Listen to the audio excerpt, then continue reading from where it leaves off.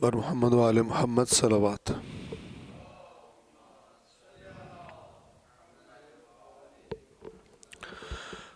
اعوذ باللہ من الشیطان الرجیم بسم اللہ الرحمن الرحیم الحمد للہ رب العالمین والصلاة والسلام علی سید الانبیاء والمرسلین وعلی اہل بیتہ الطیبین الطاہرین وصحبہ المنتجبین۔ آخری جو ہمارا درس ہوا تھا اس میں ہم نے قرآن کریم کے تیسرے جز میں سورہ آل عمران آیت نمبر 17 تک تمام کیا تھا۔ آج انشاءاللہ ہم سورہ آل عمران کی آیت نمبر 18 اور اگلی چند آیات کی پہلے تلاوت کریں گے، اور اس کے بعد جس قدر ممکن ہوا ان آیات کا ترجمہ اور وضاحت آپ کی خدمت میں عرض کریں گے۔ اور آج ہم چاہیں گے کہ انشاءاللہ آخری حصے میں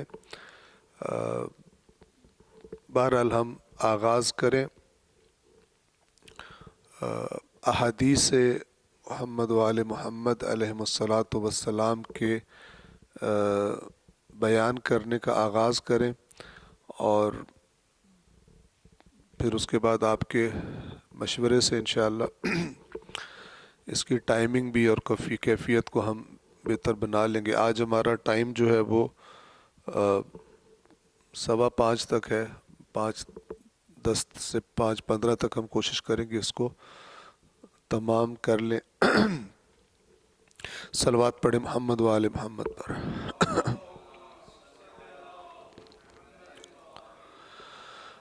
اعوذ باللہ من الشیطان الرجیم، بسم اللہ الرحمن الرحیم۔ شہد اللہ انہ لا الہ الا هو والملائکۃ واولو العلم قائما بالقسط لا الہ الا هو العزیز الحکیم۔ ان الدین عند اللہ الاسلام وما اختلف الذين اوتوا الكتاب الا من بعد ما جاءهم العلم بغيا بينهم ومن يكفر بآيات الله فإن الله سريع الحساب۔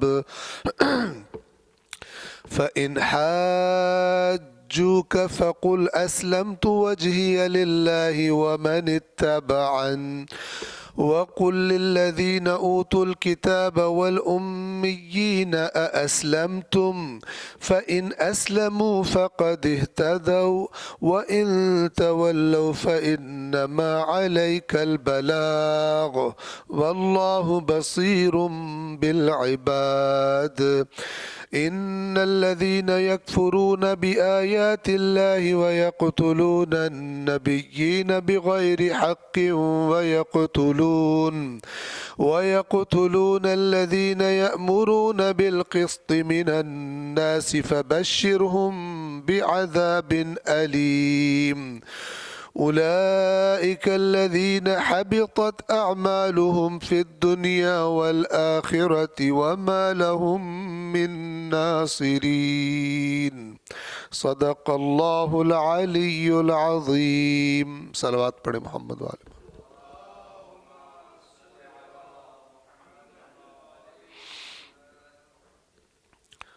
سورہ آل عمران آیت نمبر 17 تک ہم پڑھ چکے تھے۔ جیسا کہ عرض کیا آیت نمبر 18 سے ہم نے شروع کرنا ہے، لیکن ہم پچھلی چند آیات کا ترجمہ آپ کی خدمت میں بیان کر کے آگے بڑھیں گے۔ سورہ آل عمران کی آیت نمبر 15 میں فرمایا تھا، بلکہ ہم 14 سے تکرار کریں تاکہ موضوع انشاءاللہ ذہن میں واضح ہو جائے۔ لوگوں کے لیے خواہشات نفسانی کی رغبت، مثلاً عورتیں، بیٹے، سونے اور چاندی کے ڈھیر لگے خزانے، عمدہ گھوڑے، مویشی اور کھیتی زیب و زینت بنا دی گئی ہیں۔ یہ سب دنیاوی زندگی کے سامان ہیں اور اچھا انجام تو اللہ ہی کے پاس ہے۔ آیت نمبر 15۔ کہہ دیجئے کیا میں تمہیں اس سے بہتر چیز بتاؤں؟ جو لوگ تقوی اختیار کرتے ہیں ان کے لیے ان کے رب کے پاس باغات ہیں جن کے نیچے نہریں بہہ رہی ہیں، ان میں وہ ہمیشہ رہیں گے، نیز ان کے لیے پاکیزہ بیویاں، اور اللہ کی خوشنودی ہوگی، اور اللہ بندوں پر خوب نگاہ رکھنے والا ہے۔ 16 یہ وہ لوگ ہیں جو کہتے ہیں ہمارے رب بلا شبہ ہم ایمان لائے، پس ہمارے گناہ بخش دے اور ہمیں آتش جہنم سے بچا۔ 17 یہ لوگ صبر کرنے والے، سچ بولنے والے، عبادتیں کرنے والے، اللہ کی راہ میں خرچ کرنے والے، اور سحر کے اوقات میں طلب مغفرت کرنے والے۔ بس ان گزشتہ چند آیات میں ایک طرف جو دنیاوی زندگی کی چیزیں انسان کو اپنی طرف کھینچتی ہیں ادھر اشارہ فرمایا، اور پھر یہ فرمایا کہ اس سے بہتر کی تمہیں خبر دیں، اور وہ بہتر جو ہے وہ تقوی والوں کے لیے، اور پھر ان کی چند صفات بیان کی۔ یہ جو آخری دو آیات 16 اور 17 کہ اپنے گناہوں کی مغفرت کی طلب اور عذاب آتش جہنم کے عذاب سے بچنے کی اللہ سے دعا، اور پھر آیت نمبر 17 میں ان کی صفات الصابرین، الصادقین، قانتین۔ قانت ہم نے بتایا تھا کہ خود کو اللہ کے آگے جھکا دینا، اسی معنی میں انہوں نے قانتین کا ترجمہ مشغول عبادت رہنے والے کیا، اور منفقین، انفاق اللہ کی راہ میں خرچ کرنے والے، اور والمستغفرین بالاسحار، سحر کی جمع اسحار ہے، سحر کا وقت جو ہوتا ہے، اسحار یعنی طلوع آفتاب سے قبل، خاص طور پر فجر سے قبل نماز شب کا جو وقت ہوتا ہے اس وقت استغفار کرنے والے۔ تو یہاں تک ہم پڑھ چکے تھے سورہ آل عمران کی آیت نمبر 18۔ صلوات پڑھیں محمد و آل محمد۔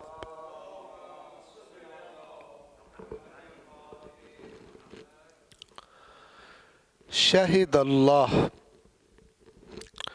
گواہی دیتا ہے اللہ، انہ لا الہ الا ہو، یہ کہ کوئی معبود نہیں الا ہو، سوائے اس کے، والملائکہ، اور فرشتے۔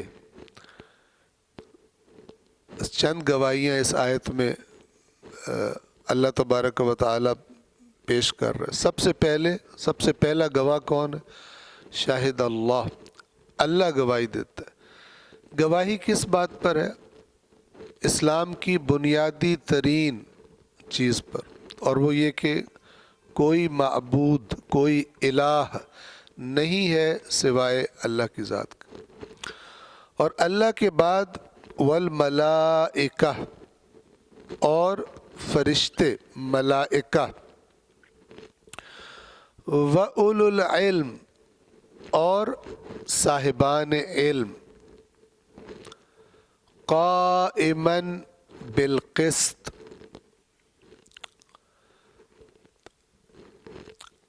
عدل قائم کرنے والا، قائماً بالقسط یعنی عدل کے ساتھ قائم۔ قسط کا معنی وہی عدل والا ہے، لفظی معنی عدل اور قسط کا شاید میں نے آپ کی خدمت میں بیان کیا تھا۔ عدل بھی عربی کا لفظ ہے اور قسط بھی عربی کا لفظ ہے، ان دونوں میں فرق یہ، عدل کسی بھی چیز کو جو اس کا مقام بنتا ہے وہ دے دینا، اور اس کا اپوزٹ ظلم ہے، اس کا متضاد ظلم ہے۔ قسط کیا ہوتا ہے؟ عادلانہ حصہ، جب کسی شخص کو جو اس کا حق بنتا ہے کسی بھی معاملے میں، جو اس کے حقوق بنتے ہیں، وہ عدل و انصاف کے مطابق اسے مل جائے، تو اصل میں اس عادلانہ حصے کو عربی زبان میں قسط کہتے ہیں۔ قائماً بالقسط یعنی جس کا جو بنتا ہے اس کو دینے والا۔ بہت اہم نقطہ ہے، توجہ فرمائیں۔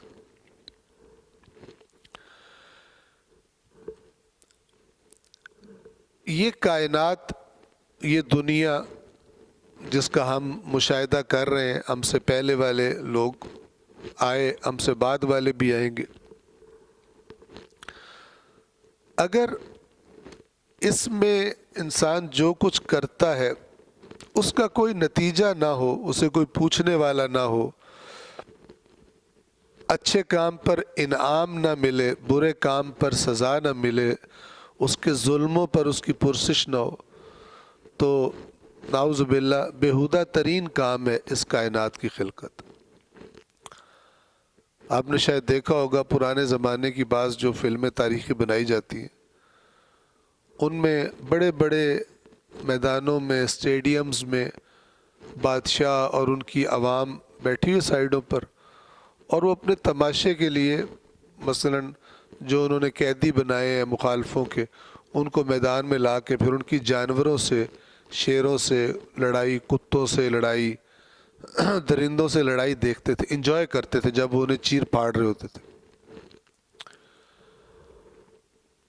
تو اگر اس کائنات میں قیامت نہ ہو اور حساب کتاب نہ ہو تو پھر اللہ تعالیٰ میں اور ان تماشا دیکھنے والوں میں کیا فرق ہے کہ اس دنیا میں درندے کمزوروں کو چیر پھاڑ رہے ہیں اور ایک انسان دوسرے پہ ظلم کرتا ہے، اس کے حقوق کھا جاتا ہے، بدبخت ترین زندگی گزارتا ہے۔ ابھی چند دن پہلے پتہ چلا کہ ایک شخص کو کسی جج کی ایک غلطی کی وجہ سے وہ پتہ نہیں 20 سال جیل میں رہا ہے۔ یعنی جج سے غلطی ہو گئی، اس نے اس کو دوبارہ چیک کرنے کی زحمت بھی نہیں کی، 20 سال ایک انسان کی زندگی کے چلے گئے۔ اور اس سے زیادہ بہرحال اور تکلیف دہ بات یہ تھی کہ میں مدت میں شاید غلطی کر رہا ہوں کم یا زیادہ، تو وہ جج صاحب ادھر ہمارے ملک کے ہی تھے، ملے اس قیدی سے، اس کو کہا کہ میں معذرت چاہتا ہوں، کام تمام، 20 سال اس کی زندگی کے پی گئے اور میں معذرت چاہتا ہوں۔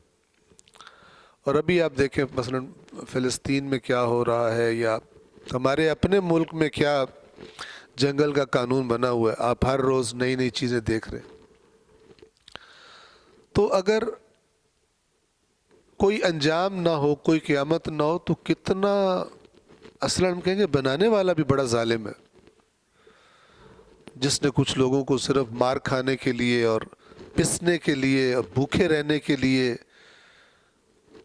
بنا دیا، اور کچھ لوگوں کو ہر موج، ہر سہولت، ہر عیاشی، ہر چیز ان کے پاس ہے، وہ جو مرضی کرتے پھرتے ہیں، دندناتے پھرتے ہیں۔ تو یہ کیا بنایا اللہ نے؟ تو یہ جو لفظ ہے نا قائما بالقسط، کہ اللہ تبارک و تعالی نے انصاف کر، جس کا جو بنتا ہے وہ دے گا، اس کو عدل کرے گا۔ معبود بھی وہی ہے، اس کے سوا کوئی معبود نہیں، اور اس نے وہ قائم بالقسط ہے، یعنی وہ کھڑا ہے عدل کے ساتھ، انصاف کے ساتھ۔ قسط کا معنی ہم نے آپ کو بتایا، عادلانہ حصہ۔ جس نے خرابی کی ہے اس کی گرفت ہونی چاہیے جتنی بنتی ہے، اور جس نے اچھے کام کیے ہیں یا دوسروں کے ظلم کا شکار رہا ہے اس کا جبران ہونا چاہیے، اس کی کمپنسیشن ہونی چاہیے۔ تو آپ دیکھیں کہ یہ بغیر یوم حساب کے یہ جو دنیا ہے یہ کتنا یعنی کتنی غلط بنی ہوئی ہے، کتنی ظالمانہ بنی ہوئی ہے۔ تو اللہ تعالیٰ فرما رہا ہے کہ اللہ بھی گواہی دیتا ہے اور فرشتے بھی گواہ ہیں اور اولو العلم یعنی صاحبان علم۔ علم کسے کہتے ہیں؟ کسی چیز کو اس طرح جان لینا جس طرح وہ حقیقت میں ہے، اور ہم کہیں جس طرح اللہ نے بنائی ہے، جو وہ ہے اس طرح جان لینا۔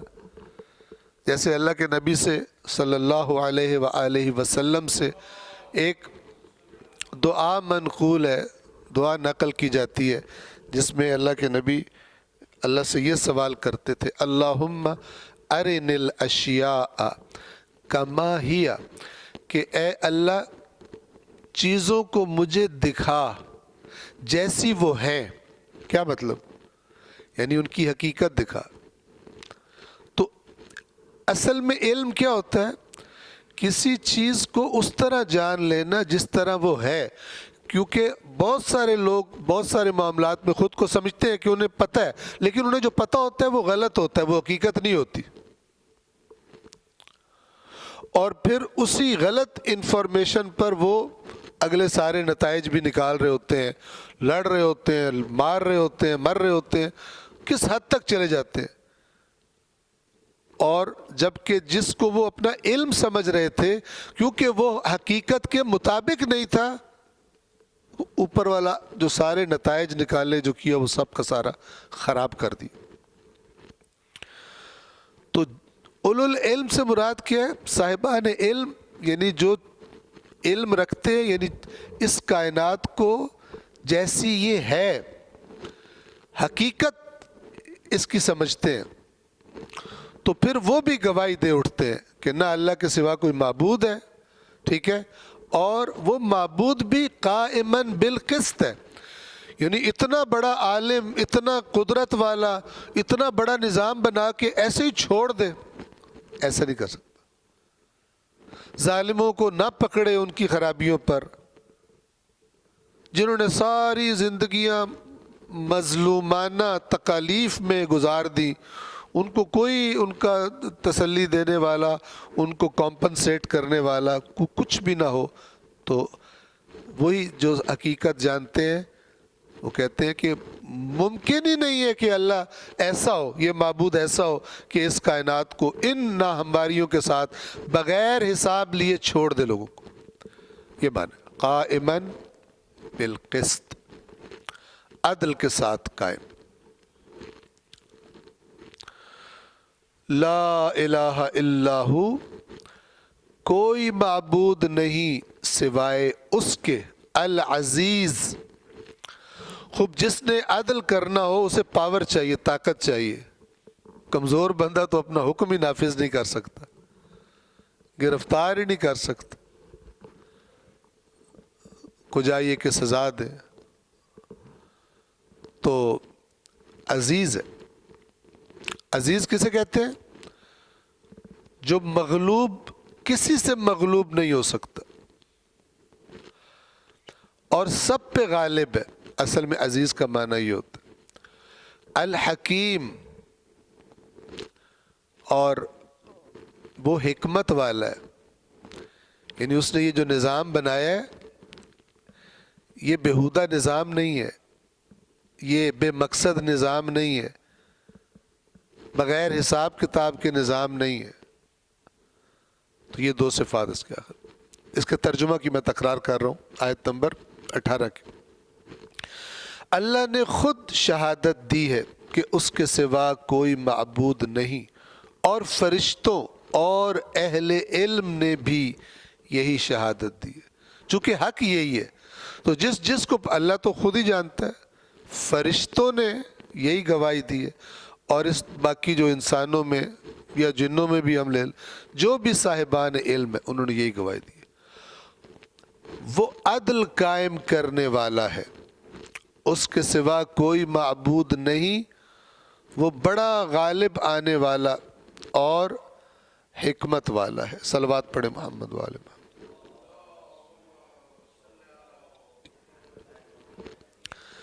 یہ تو بات ہو گئی آیت نمبر 18 میں اللہ کی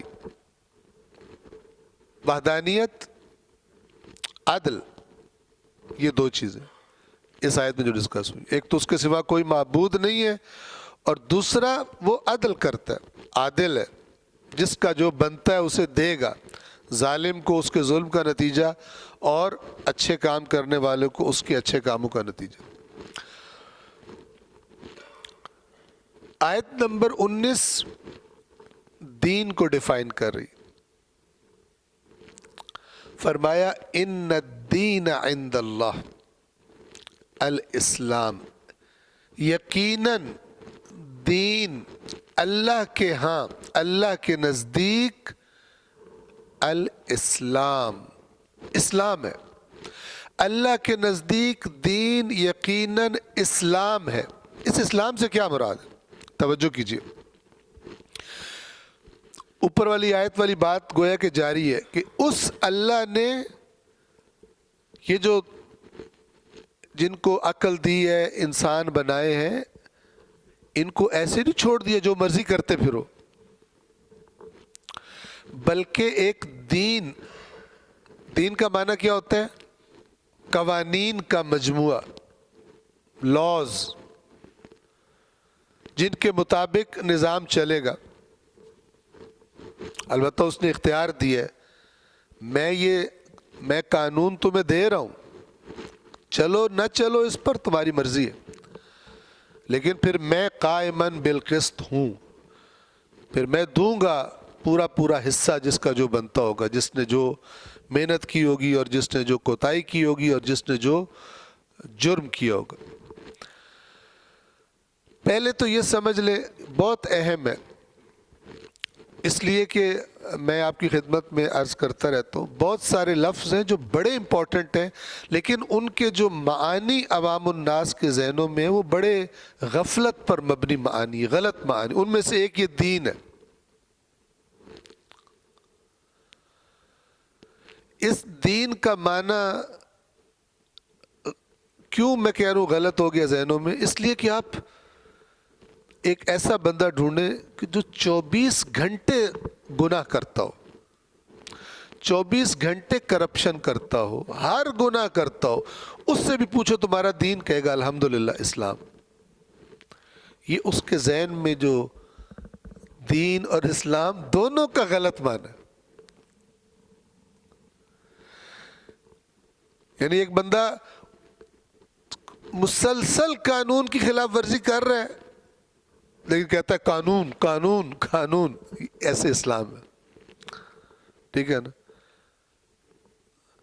اور اسلام کا معنی کیا ہے؟ اسلام، الاسلام هو التسلیم.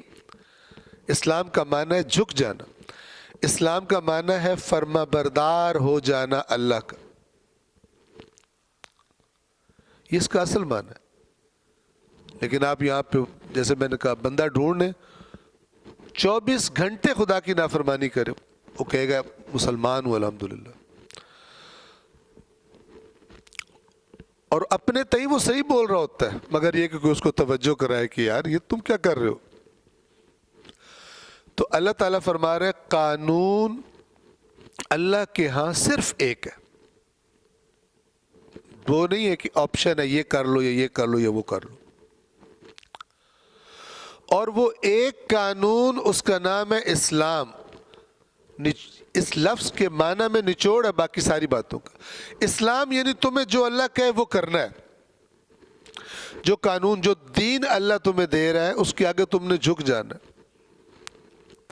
دوسرا لفظ بولوں میں دین کی جگہ، شریعت، اس کے آگے تم نے سرنڈر کرنا ہے، تم نے فرما برداری سے زندگی گزارنی ہے. یہی سعادت اور یہی کامیابی ہے اللہ کے نزدیک. ان الدین عند اللہ الاسلام، یقیناً دین اللہ کے ہاں اسلام ہے. اب سوال یہاں تک انشاءاللہ واضح ہے. دین یعنی قانون، اور اسلام یعنی اللہ ایک قانون صرف دیکھنا چاہتا ہے، بندہ فرما بردار ہو اس کا، جو وہ کہے وہ کرے. ٹھیک ہے؟ اور ہم کہتے ہیں شریعت اسلام یعنی وہ تمام قوانین، قاعدے، ضابطے، امر نہیں جو اللہ کا حکم ہے، جو جن چیزوں سے اللہ نے روکا ہے، اس کو ہم شریعت کا نام دیتے. سوال کہ یہ جو ان الدین عند اللہ الاسلام ہے، یہ اللہ کے رسول کے زمانے میں ہوا ہے یا شروع سے یہی تھا؟ پہلے جو دین تھے وہ کون سے دین تھے؟ تو یہ آیت کہہ رہی ہے کہ دین پہلے دن سے اسلام ہے اللہ کے نزدیک. ہر نبی، کوئی نبی ایسا نہیں ہے جس کا دین اسلام کے علاوہ کچھ ہو. یہ ان الدین عند اللہ الاسلام، یہ ابتدا سے ایسا ہی ہے اور آخر تک ایسا ہی. ہاں یہ ضرور ہے کہ انبیاء آتے رہے مختلف زمانوں میں، تو یہ اپنے کمال کی طرف بڑھتا رہا، اور اللہ کے آخری نبی حضرت محمد مصطفیٰ صلی اللہ علیہ وآلہ وسلم کے زمانے میں یہ کامل ہو گیا، مکمل ہو گیا. الیوم اکملت لکم دینکم، آج میں نے کامل کر دیا تمہارے. وَأَتْمَمْتُ عَلَيْكُمْ نِعْمَتِي وَرَضِيتُ لَكُمُ الْإِسْلَامَ دِينًا، اور میں راضی ہو گیا تمہارے لیے اسلام کو بطور دین انتخاب کر کے، ریکومینڈ کر کے میں راضی ہوں. اس کے علاوہ میں راضی نہیں ہوں، سرکشی پہ میں راضی نہیں ہوں. تو دین اللہ کے نزدیک اسلام ہے. اس کے بعد آیت کے اگلے حصے میں اللہ گزشتہ اہل کتاب کا ذکر فرماتا.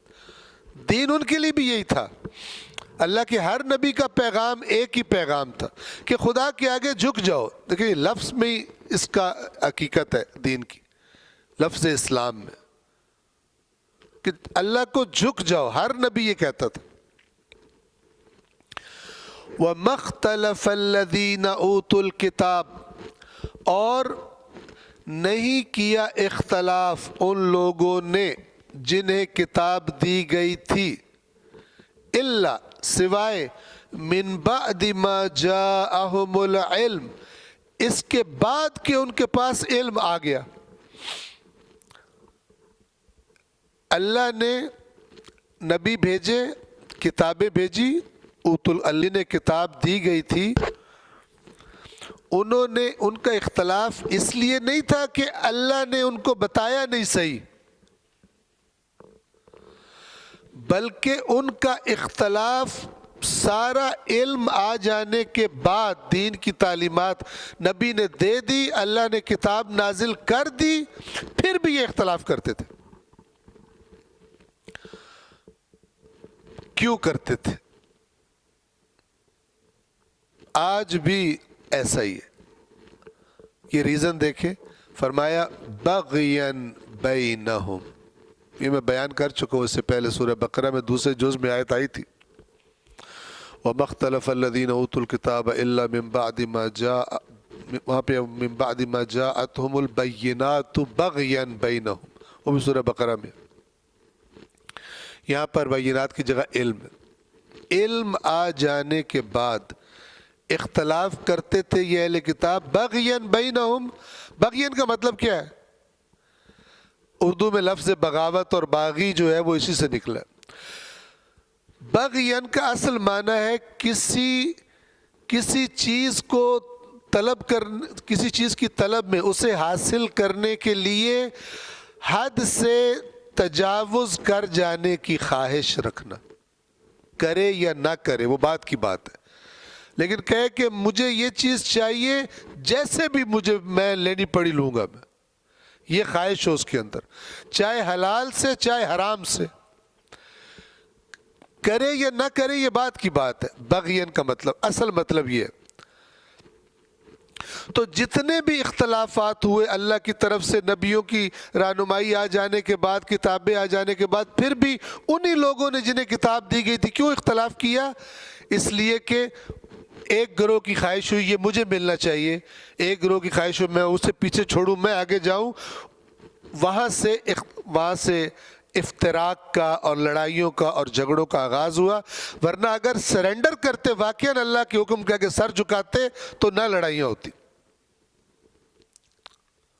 جیسے آپ دیکھتے ہیں نا، فرض کر ایک بندہ کوئی اپنے بچے کو کوئی نوکری دلوانا چاہتا ہے اور وہاں پہ دیکھتا ہے کہ ایک اور بھی امیدوار ہے نوکری کا،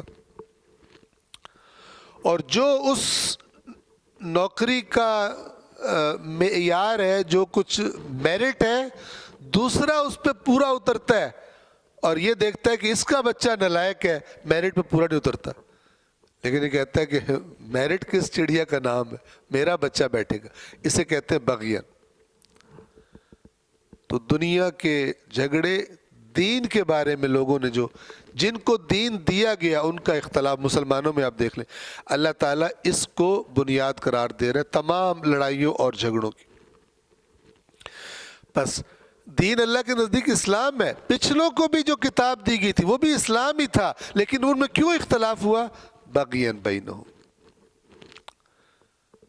انہوں نے پھر اپنے گروہ الگ بنائے تو اپنے نام بھی الگ رکھ لی۔ آپ کو پتہ ہے یہودی یا نصرانی، مسیح، یہ سب لوگوں کے اپنے رکھے ہوئے نام ہیں، اللہ کے ہاں ایک ہی نام ہے، مسلم۔ یہ مکے والوں سے، مسلمانوں سے خطاب کر کے امت سے اللہ تعالیٰ فرماتا ہے کہ یہ جو دین ہے یہ تمہارے باپ، چونکہ ادھر حضرت ابراہیم آئے تھے اور بنیاد رکھی تھی، تو یہ دین جو ہے، یہ آئین جو ہے، ملت ابیکم ابراہیم، یہ تمہارے باپ ابراہیم کا آئین ہے، ہوا سماکم المسلمین، اس نے تمہارا نام مسلمین رکھا تھا۔ مسلم کسے کہتے ہیں؟ اسلام والے کو۔ مسلم یعنی جو فرما بردار ہے، اسلام فرما برداری، مسلم فرما بردار، اطاعت میں جو آگے ہوتا ہے۔ وَمَن يَكْفُرْ بِآيَاتِ اللَّهِ، اور آخر میں فرمایا اور جس نے بھی اللہ کی آیات کو نہ مانا، کفر کیا، جان بوجھ کے نہ مانا، فَإِنَّ اللَّهَ سَرِيعُ الْحِسَابِ، تو یقیناً اللہ بہت جلد، سریع سرعت تیزی، بہت جلد حساب لینے والا ہے، زیادہ دیر نہیں لگے گی کہ جب اللہ ان سب چیزوں کا حساب لے گا۔ آیت نمبر 19 کا ترجمہ تکرار کرو۔ اللہ کے نزدیک دین صرف اسلام ہے، اور جنہیں کتاب دی گئی انہوں نے علم حاصل ہو جانے کے بعد آپس کی زیادتی، انہوں نے بغین کا ترجمہ کیا کیا ہے؟ بغین بینہم، بینہم یعنی آپس میں، بغین زیادتی، زیادتی کسے کہتے ہیں؟ وہی تجاوز، مجھے ملے تو مجھے ملے، لڑ پڑتے، یہ نہیں دیکھتے کہ کس کا بنتا ہے، بنتا جس کا بھی ہو ملے مجھے۔ تو پھر اس کے لیے بندہ جب آگے بڑھتا ہے اسے بغین کہتے ہیں۔ اور جنہیں کتاب دی گئی انہوں نے علم حاصل ہو جانے کے بعد آپس کی زیادتی کی وجہ سے اختلاف کیا، اور جو اللہ کی نشانیوں کا انکار کرتا ہے تو بے شک اللہ جلد حساب لینے والا ہے۔ بس اس آیت میں، اگلی آیت کی طرف جانے سے پہلے میں دوبارہ تکرار کر دوں کہ ہمیشہ اس کی طرف توجہ رکھیں کہ اللہ تبارک و تعالیٰ نے یہ الفاظ، یہ جملے ہمیں گائیڈ کرنے کے لیے بھیجے۔ ہم لفظ پڑھ رہے ہوں اور ہمارا من گھڑت، محرف، تبدیل شدہ معنی ہو ہمارے ذہن میں، کیا ہدایت ہوگی ہماری؟ ہم و غم یہ ہونا چاہیے کہ لفظ جو اللہ مجھے گائیڈ کرنے کے لیے استعمال کر رہا ہے، لفظ کے پیچھے اس کا معنی ہوتا ہے، وہ معنی کیا ہے؟ اصل معانین الفاظ کے، ورنہ جس سے پوچھو میں نے کہا اس کا دین اسلام ہی ہے، جبکہ نہ اس کا کوئی قانون ہے جس کو اسلام کہتے ہیں، اسلام نامی قانون اس کا ہی نہیں۔ ہر جگہ اللہ کے سامنے سرکشی کرتا ہے، ہر قدم پر اللہ کی نافرمانی کرتا ہے، پھر کہتا ہے میں مسلم ہوں، جھوٹ بولتا ہے۔ توجہ فرما رہے ہیں؟ یہ ہم جب یہ سلسلہ بیان کریں گے آپ کو، اصول کافی میں، تو آپ دیکھیں گے کہ بالکل ائمہ نے اسی کو کھول کے بیان کیا، ائمہ اہل بیت نے۔ اور کیسے ہو سکتا ہے کہ وہ بیان نہ کرے، یا کیسے ہو سکتا ہے کہ وہ قرآن کے علاوہ کوئی بات بیان کرے؟ آ جائے گا، جلد آ جائے گا ہمارے انشاءاللہ انہی ابتدائی درسوں میں کہ اصل ایمان کیا چیز ہے، اسلام کیا چیز ہے، اور کیا چیز نہ ہو تو کوئی ایمان نہیں ہوتا۔ جبکہ آپ دیکھیں گے ہمارے ذہنوں میں جو عام تصور ہے وہ ہے ہی نہیں جو قرآن بتا رہا ہے اور جو اہل بیت اطہار نے بتایا۔ وہ صلوات پڑھے محمد والے۔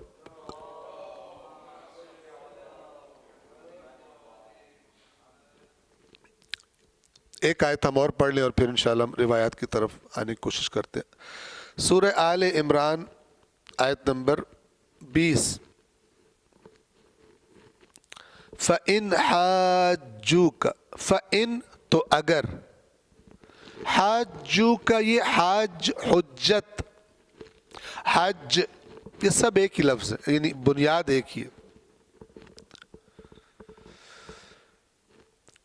لفظی ترجمہ ہے فَإِنْ حَاجُّوكَ تو اگر یہ آپ سے جھگڑا کرے۔ آیت مبالغہ میں کیا ہے؟ فَمَنْ حَاجَّكَ فِيهِ مِنْ بَعْدِ مَا جَاءَكَ مِنَ الْعِلْمِ فَقُلْ تَعَالَوْا نَدْعُ أَبْنَاءَنَا وَأَبْنَاءَكُمْ وَنِسَاءَنَا وَنِسَاءَكُمْ وَأَنفُسَنَا وَأَنفُسَكُمْ۔ وہاں پہ لفظ کیا ہے؟ فَمَنْ حَاجَّكَ، حَاجَّ جو تجھ سے جھگڑا کرے، واحد ہے، حجت بازی کرے، دلیلیں لائے، بحث کرے۔ فَإِن، یہاں پر ہے فَإِنْ حَاجُّوكَ اگر یہ لوگ آپ سے جھگڑیں۔ حاجو یعنی حجت، یعنی دلیل لانا۔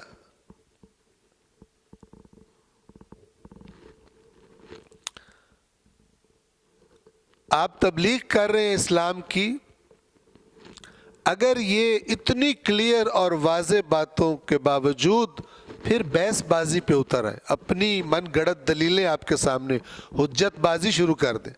فَإِنْ حَاجُّوكَ تو اگر یہ آپ سے جھگڑا کریں، حجت بازی کریں، ضد بازی کریں، دلیلیں لائیں، فَقُلْ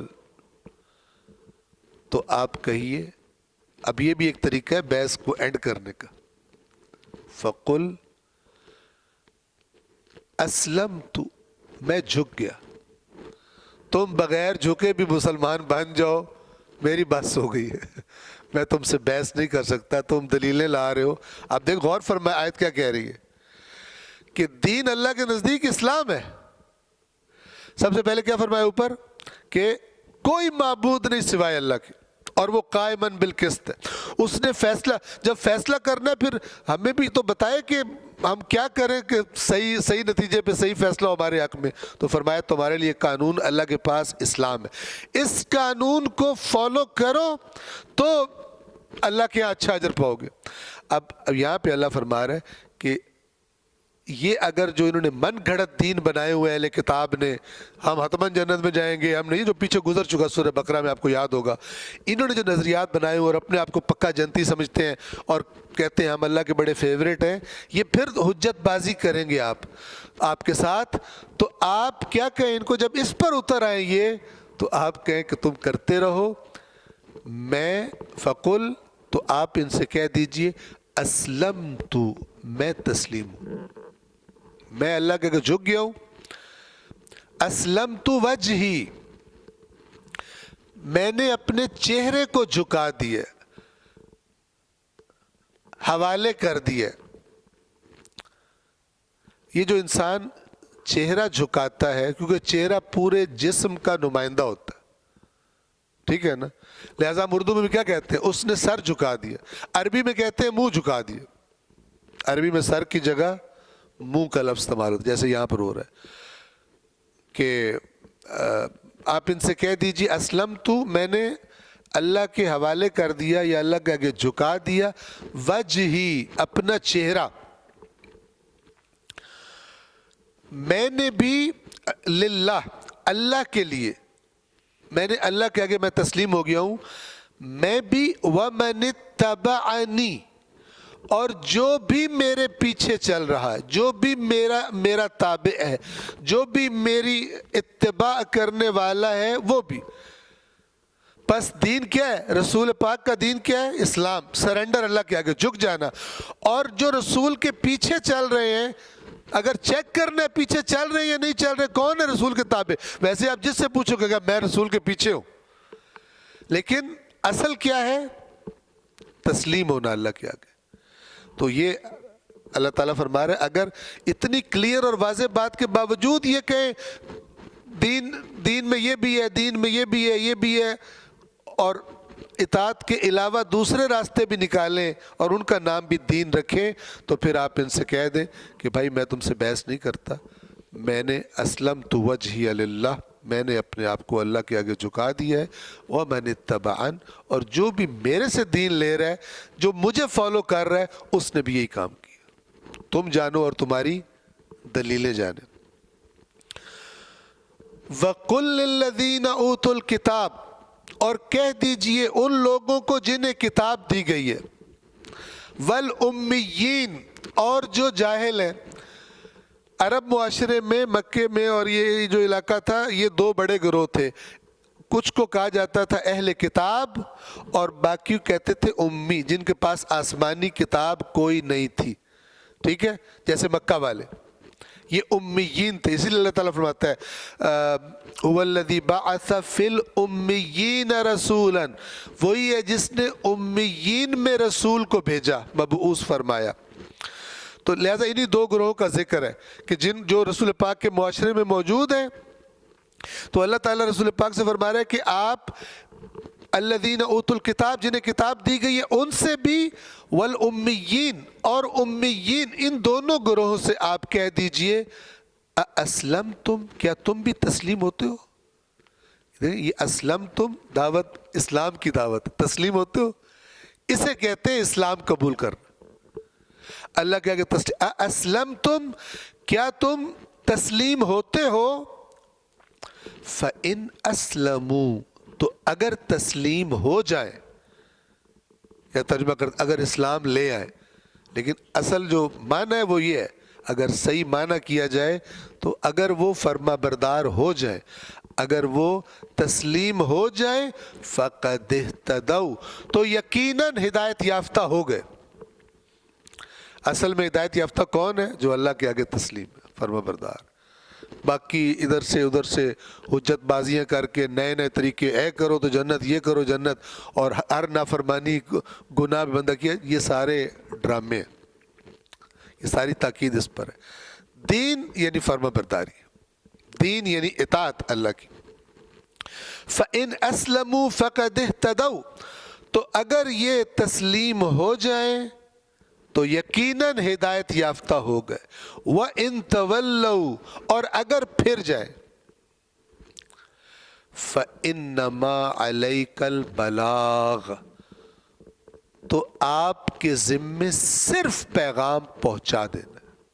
انما، صرف، علیکہ، آپ پر کیا ہے؟ البلاغ، بلاغ یعنی پہنچا دینا. کیا پہنچا دینا؟ یہی اللہ کا پیغام. بھئی میں اللہ کی طرف سے، اللہ کا نبی آؤں، یہ کتاب لے کر آؤں، اللہ کے آگے تسلیم ہو جاؤ. اگر ہو جائے تسلیم تو یہ ہدایت یافتہ ہو گئے. سمپل، بالکل سادہ ہے. اور اگر پھر جائیں تو آپ کے ذمے فقط پیغام پہنچانا ہے. اس کے بعد آپ کی کوئی ذمہ داری نہیں ہے کہ کیوں اسلام نہیں لا رہے، کیوں بہانے بازی کر رہے ہیں، کیوں یہ دور ہو رہے ہیں. پھر کس کا کام ہے؟ فرمایا واللہ بصیر بالعباد، اور اللہ اچھی طرح دیکھ رہا ہے بندوں کو.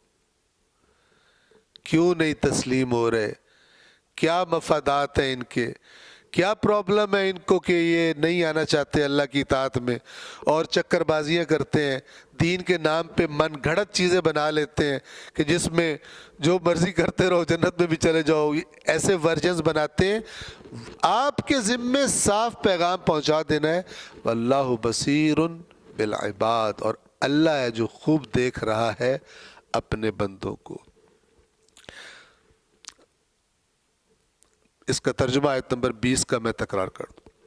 اے رسول، یہ بریکٹس میں ہے کیونکہ متن قرآن میں اے رسول کے لفظ نہیں، مراد وہی ہے،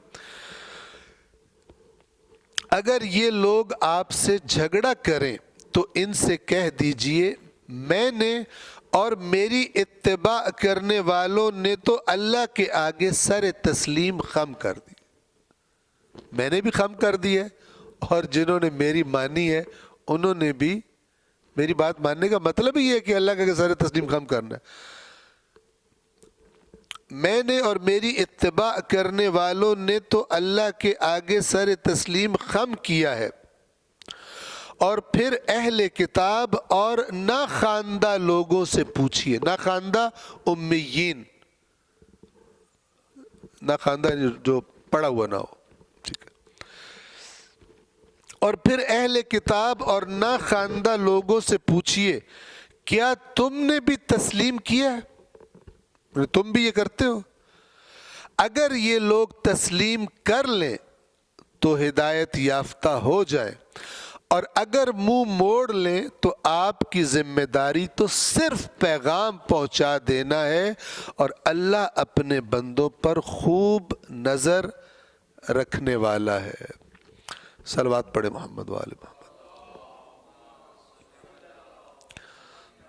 تو ہم آج کے اس درس کو سورہ آل عمران کی آیت نمبر 20 پر روک رہے ہیں، اور یہاں سے ہم جو باقی ماندہ وقت ہے ہم حدیث محمد و آل محمد علیہم الصلاۃ والسلام کی طرف چلتے ہیں، اور میں آپ کی خدمت میں یہ عرض کر دوں کہ ایک صلوات پڑھے محمد و آل محمد پر۔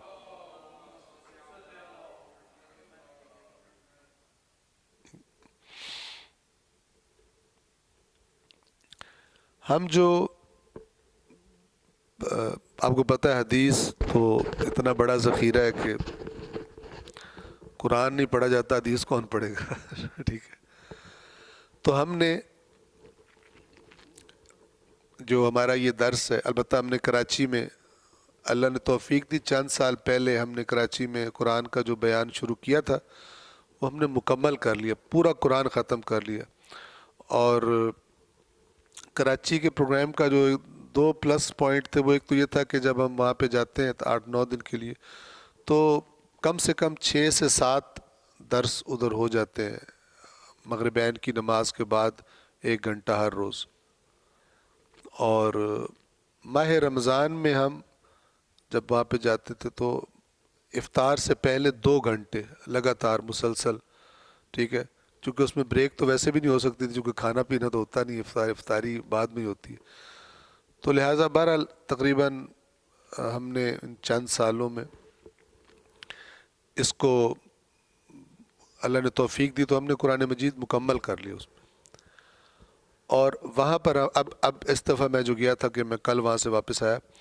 تو ہم نے حدیث کے درس کا آغاز کیا، اس کے لیے ہم نے کیا انتخاب کیا، کہاں سے پڑھنی ہے، تو وہ کتاب کافی، الکافی، آپ کو پتہ ہے ہماری جو مکتب اہل بیت کے حوالے سے حدیث کی معتبر ترین کتب سمجھی جاتی ہیں، اصل کتابیں سمجھی جاتی ہیں، وہ 4 ہیں، انہیں کہتے ہیں کتب اربعہ 4،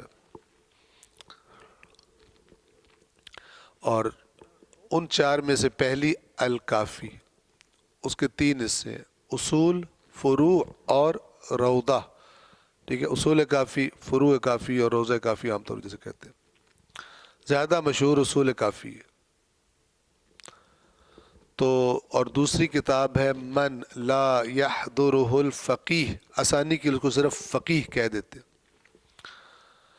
اور تیسری ہے تہذیب الاحکام، اور چوتھی ہے الاستبصار، آخری 2 کتابیں شیخ طوسی کی ہیں، انہوں نے جمع کی، اور فقیہ من لا یحضرہ الفقیہ شیخ صدوق کی ہے، اور الکافی محمد ابن یعقوب الکلینی، کلین ان کا علاقہ تھا، جیسے خمین سے خمینی، اسی طرح کلین سے کلینی.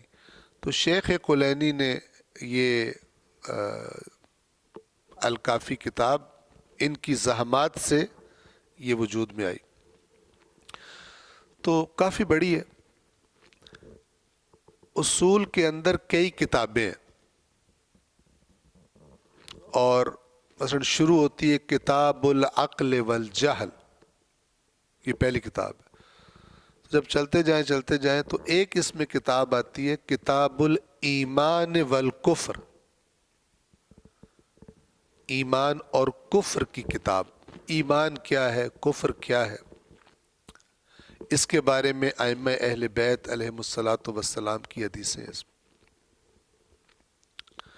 میں صرف اتنا عرض کروں کہ ہر جگہ بتاتا ہوں، اور وہ ویڈیو بھی موجود ہے.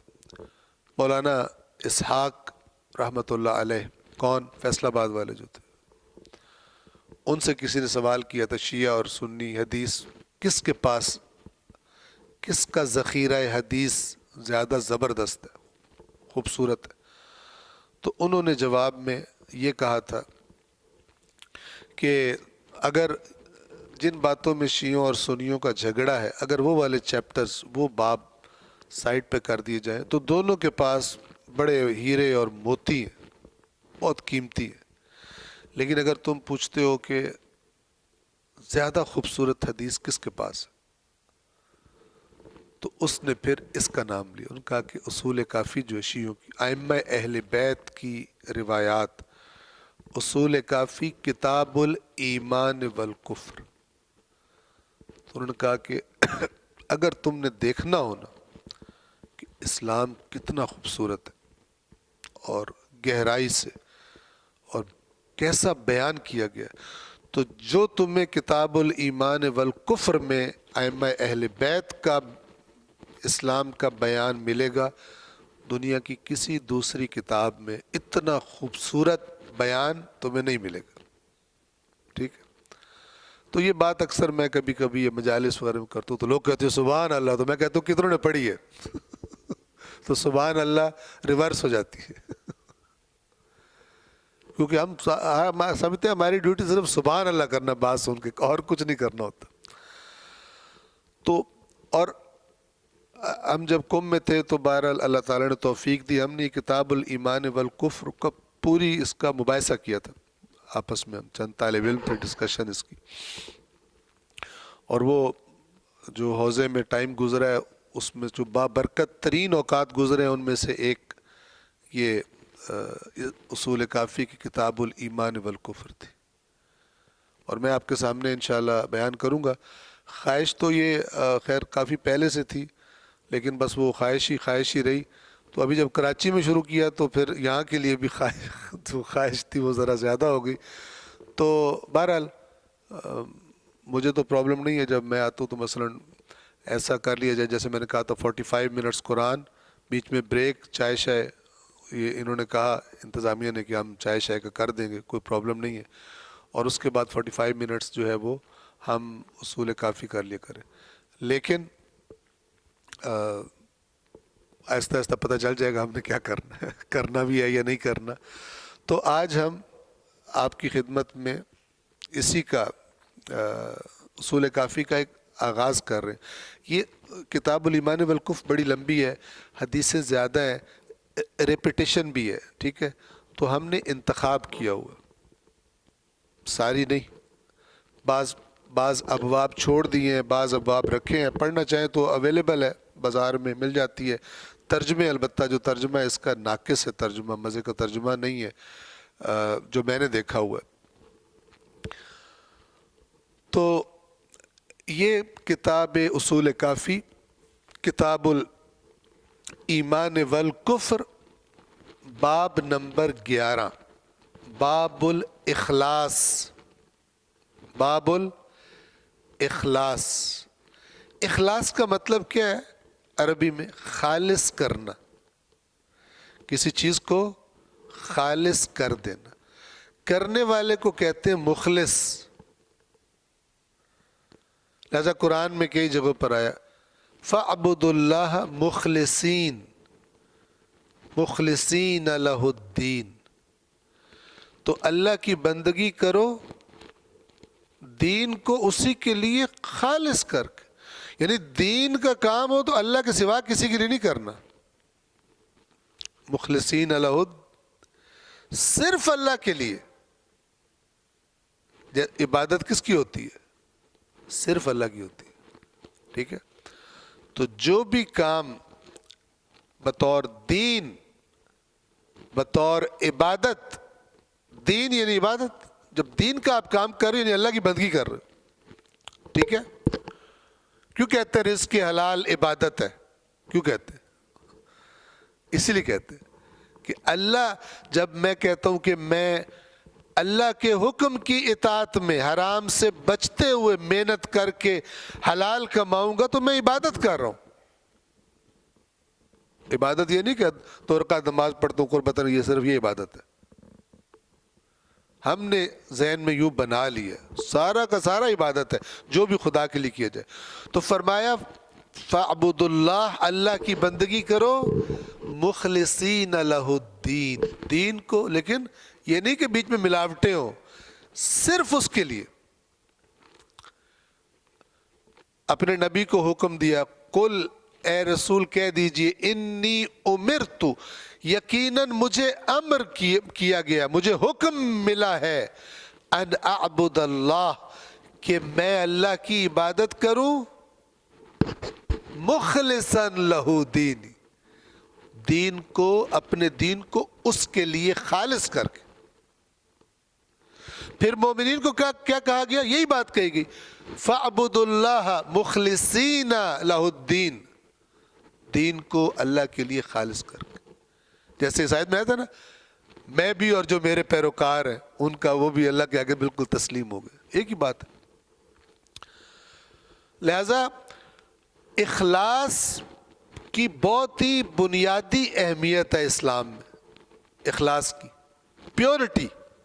پیورٹی کس معنی میں؟ اللہ کی خاطر، کچھ ملاوٹ. اب یہ جو اس کی چند حدیثیں اس باب کی، وہ واقعاً بہت زبردست ہے.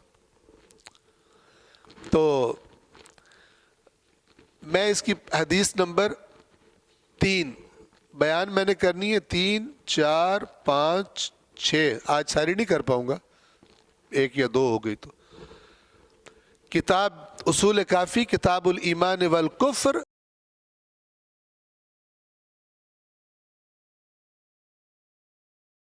جو 11واں باب ہے، اس کی حدیث نمبر 3.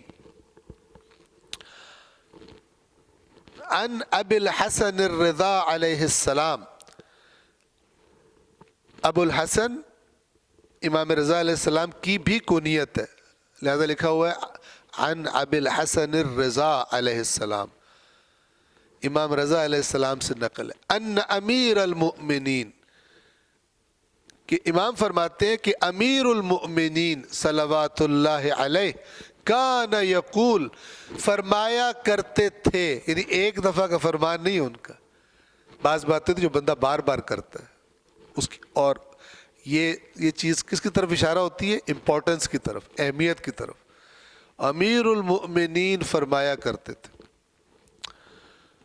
توبہ، تو ایسے توبہ کیا ہے؟ اب اس کا میں اگر اردو میں آپ کو ترجمہ سمجھانا چاہوں تو جب آپ کسی کو دیکھتے ہیں نا کہ بہت ہی زبردست کوئی اس کو چیز مل گئی ہے، اس کی تو حالت ہی بدل گئی ہے، فل ہر چیز، تو آپ کہتے ہیں یار زبردست، کیا بہترین، کیا خیر ملی ہے اس کو، کیا، ایسے کہتے ہیں لفظ، یہ توبہ ہے. تو مولا فرما رہے ہیں کیا بات ہے اس کی، کیا زبردست حال ہے اس کا، کیا خیر ملی ہے اس کو. کس کو؟ آگے یہ نہیں فرما رہے جس کا 10 کروڑ والا 5 کروڑ کا بانڈ نکل ہے کیا بات ہے اس کی، ٹھیک ہے نا، جس کی لاٹری لگ جائے تو کیا بات ہے. مولا علی علیہ السلام کی نظروں میں کیا لاٹری ہے؟ توبہ. کیا بات ہے، کس کی؟ لمن اخلص للہ العباد. اخلص وہی مخلص والا ہے. کیا بات ہے اس کی، جو خالص کر دے للہ اللہ کے لیے العبادہ عبادت کو. یہ کیوں کہہ رہے ہیں وہ میں آپ کو شاید پہلے بھی سنایا ہوگا. ٹھیک ہے, وہ دو دوست جاتے ہیں مسجد میں, ایک نماز پڑھ رہا ہوتا ہے ایک ساتھ بیٹھا ہوتا ہے نماز پڑھ کے, تو کوئی تیسرا بندہ آ کے بیٹھ جاتا ہے. تو یہ اب نماز جو پڑھ رہا ہے دوسرا بیٹھا ہوا ہے, تیسرا کوئی اور کہیں اور سے آیا ہے, تو یہ بیٹھا ہوا نماز پڑھنے والے کی تعریف شروع کر دیتا ہے اس کے آگے نئے آنے والے کے پاس. یہ میرا دوست بہت نیک ہے, بڑا نمازی ہے, روزے رکھتا ہے, غریبوں کی ہے, تو کافی چیزیں گنواتا ہے. تو نمازی صاحب کا کان بھی ادھر ہی لگا ہوتا ہے. تو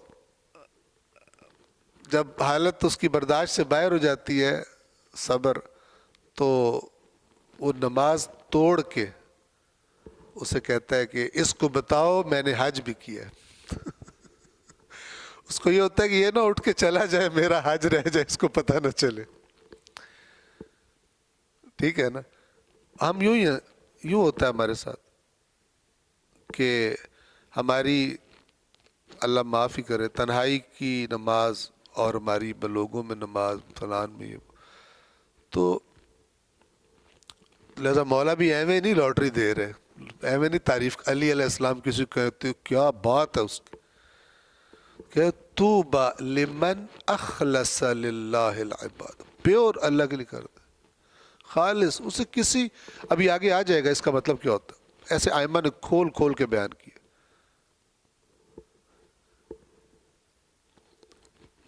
لمن اخلص للہ العبادۃ, اور دوسری چیز والدعاء, خالص کر دے اللہ کے لیے دعا, اللہ سے مانگے. وَلَمْ يَشْغَلْ قَلْبَهُ بِمَا تَرَى عَيْنَاهُ, اور جو کچھ اس کی دو آنکھیں دیکھتی ہیں اس میں اس کا دل مشغول نہ ہو.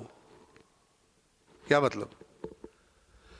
یعنی اس دنیا میں, دنیا کے پیچھے اللہ کو بھول جائے.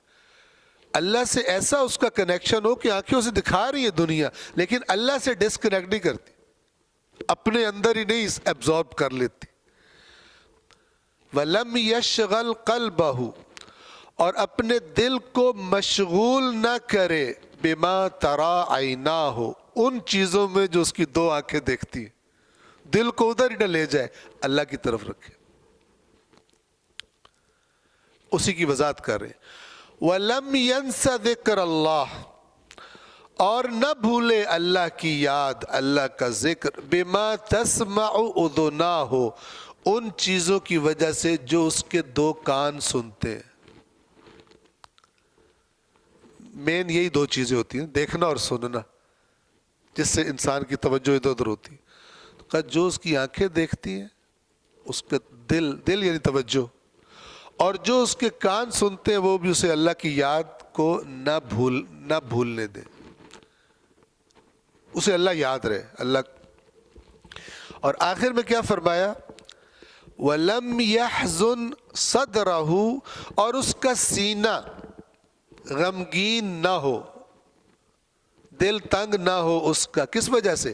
بِمَا أُعْطِيَ غَيْرُهُ, اس چیز کی وجہ سے جو کسی دوسرے کو ملی ہوئی ہے.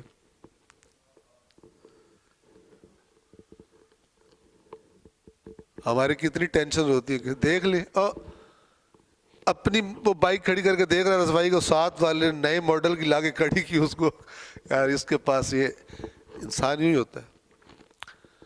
تو مولا فرما رہے ہیں یہ کتنا اسٹرانگ آدمی ہے کہ جو پیور عبادت اور دعا اللہ کے لیے کرتا ہے, اور دنیا میں ہے, سارے دیکھ رہے دنیا کو, لیکن دل دنیا میں نہیں کھبا ہوا اس کا. اور جو کچھ کانوں سے سنتا ہے, بہت کچھ سنتا ہے, لیکن خدا کو نہیں بھولتا اس سننے کی وجہ سے, اللہ کو یاد ہے. اور دوسرے کے ہاتھوں میں اس کے پاس یہ چیز ہے, اس کو یہ ملا, اس کو یہ ملا, اس سے اس کو تکلیف نہیں ہوتی. اب یہ جس بندے میں صفات ہو, اور مثلا اس سے زیادہ اسٹرانگ بندہ کون ہے؟ ہمارے ساتھ یہی تو ہوتا ہے, باہر سڑک پہ نکلے کوئی چیز دیکھی گئی, یار یہ میرے پاس نہیں ہے, یہ میرے پاس نہیں ہے, یہ میرے پاس نہیں ہے, یہ میرے پاس نہیں ہے. تو یہ حدیث نمبر 3 باب الاخلاص کی.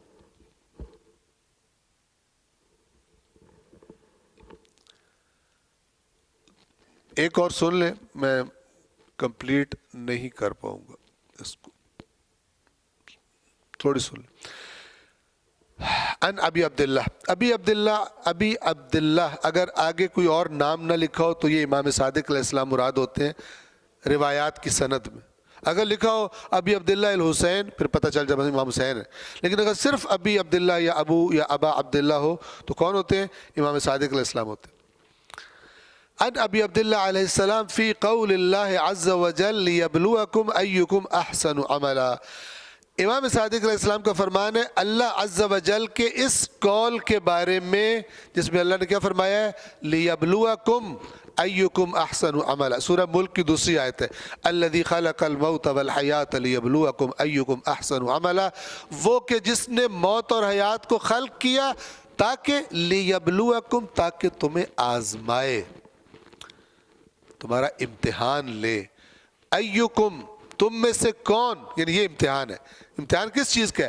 تم میں سے کون احسن, بہترین ہے. احسن حسن سے, خوبصورت ترین ہے. کس اعتبار سے؟ شکل کے اعتبار سے نہیں, کپڑوں کے اعتبار سے نہیں, عملہ, عمل کس کا بہترین ہے, خوبصورت ترین عمل کس کا ہے. اب اس میں امام فرماتے اس کی, اب دیکھیں اہل بیت اطہار تفسیر کیسے کرتے. قال, امام نے فرمایا فرسٹ آف آل, سب سے پہلی بات تو یہ سمجھو لیس یعنی اکثرکم عملا, اللہ کی مراد یہ نہیں ہے کہ زیادہ عمل کون کرتا ہے تم میں سے,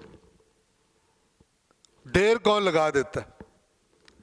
لیس یعنی, نہیں ہے ارادہ, نہیں ہے مراد, اکثرکم, ادھر کہتا احسن عملا.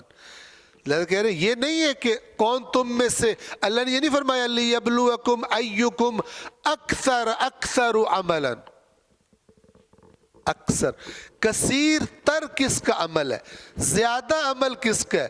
تو سٹارٹ یہاں سے کر رہے ہیں کہ اللہ نے زیادہ نہیں مانگا, پہلے تو یہ سمجھ لو, یعنی اللہ نے کوالٹی مانگی ہے, کوانٹٹی نہیں. باب الاخلاص, پیور, ایک کنٹینر دودھ لیکن بیچ میں پانی نہیں چاہیے, اتنا سا دودھ لیکن خالص, مثال کے طور پر پیور چاہیے. پہلی بات تو یہ کر کہ لیس یعنی اکثرکم عملا, اکثر نہیں چاہیے. پھر احسن کا مطلب کیا ہے؟ ولیکن اصوبکم عملا. اصوب ثواب سے, ثواب گناہ ثواب والا نہیں, سواد سے, صاد واو الف بے. ثواب کسے کہتے ہیں؟ سواد والا. کیا معنی ہوتا ہے؟ درست, صحیح, ٹھیک.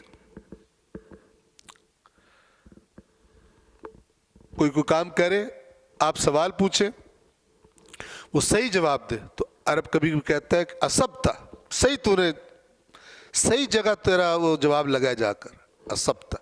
ثواب یعنی صحیح جواب, صحیح کام, درست. تو امام فرما رہے اکثر عمل نہیں مانگا تم سے, زیادہ کون کرتا ہے؟ ولیکن اصوبکم, بلکہ اللہ نے کہا میں دیکھنا چاہتا ہوں درست ترین عمل کس کا ہے, جیسا مانگا گیا ہے ویسا بنا کے دو, ویسا کر کے دو. وَإِنَّمَا الْإِصَابَةُ, اور یہ درستگی تو صرف دو چیزوں کا نام ہے. نمبر 1 خشیت اللہ, اللہ کی عظمت, کام کرتے ہوئے اللہ کی عظمت کا خوف. خشیت جو ہے نا, کسی کے ڈراؤنا ہونے کی وجہ سے یا کسی اور وجہ سے ڈر کو نہیں کہتے. خشیت کہتے ہیں جو اپنے سامنے والے کی عظمت کی وجہ سے جو روب طاری ہوتا ہے, اس کی بڑائی بزرگی کی وجہ سے اس خوف کو خشیت کہتے ہیں. تو وَإِنَّمَا الْإِصَابَةُ, اور یہ جو عمل کا درست ہونا ہے, اصابہ وہی ثواب والا, اسببکم, یہ اس میں پہلی چیز کیا ہے؟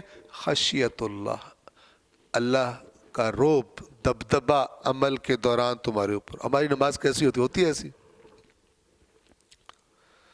نماز کا اہتمام کرنا چاہیے, ٹھیک ہے نا, اہتمام کرے. اہتمام کریں اور اس کیفیت کو انسان پیدا کرنے کی کوشش کرے.